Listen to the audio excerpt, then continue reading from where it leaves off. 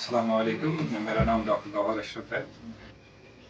Day by day यहाँ पे कश्मीर में डायलिसिस के पेशेंट जो सीकेडी पेशेंट्स हैं उनका नंबर इंक्रीज होता जा रहा है।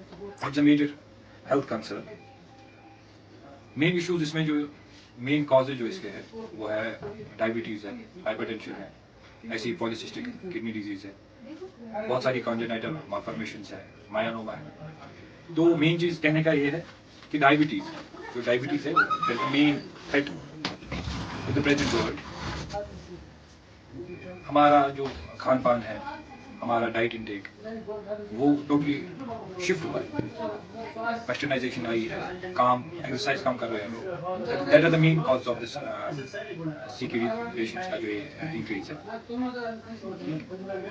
दूसरी चीज hypertension, uncontrolled hypertension, uncontrolled diabetes. अगर किसी को डायबिटीज में हो भी जाता है, डायबिटीज हो भी जाता है, प्रॉपर मेडिकेशन नहीं लेता है, उसके बाद भी डाइट मेंटेन नहीं करता, जब वो डाइट मेंटेन नहीं करता है, प्रॉपर मेडिकेशन नहीं लेता है, अनकंट्रोल डायबिटीज की वजह से उसको जो है सीकेडी में वो लैंड कर जाता है, जिसको कहते हैं डायबिटिक नेफ्रोपैथी। फाइनली उसको सीकेडी हो जाता है और वो फिर यहाँ आ जाता है डायलिसिस करने के लिए, उसकी बॉडी, उसका किडनी फेलियर हो जाता है, and finally he needs an artificial kidney to excrete all this urea creatinine, जो कि इसके टॉक्सिक मटेरियल्स जो किडनी काम कर रही थी, उसको एक आर्टिफिशियल किडनी के थ्रू इसको ये काम करना पड़ रहा है। डॉक्टर साहब, हम इस डिज़ीज़ को प्रिवेंट कैसे कर सकते हैं और अर्ली स्टेज में इसका मतलब आइडेंटिफिकेशन कैसे होता है, डिटेक्शन कैसे हो पाता है? अर्ली स्टेज में there is no proper way to early detect it, ठीक है।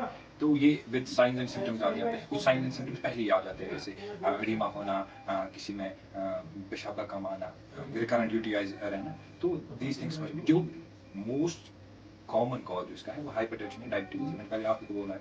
तो uncontrolled hypertension and uncontrolled diabetes, they will sooner और लेटर लैंड इफेक्ट, ठीक। तो उसमें क्या है, मेन चीज है डायबिटीज कंट्रोल में रखना, मेन चीज है डाइट को कंट्रोल में रखना, मेन चीज है हाइपरटेंशन को कंट्रोल में रखना। These are the things that need to be thought about.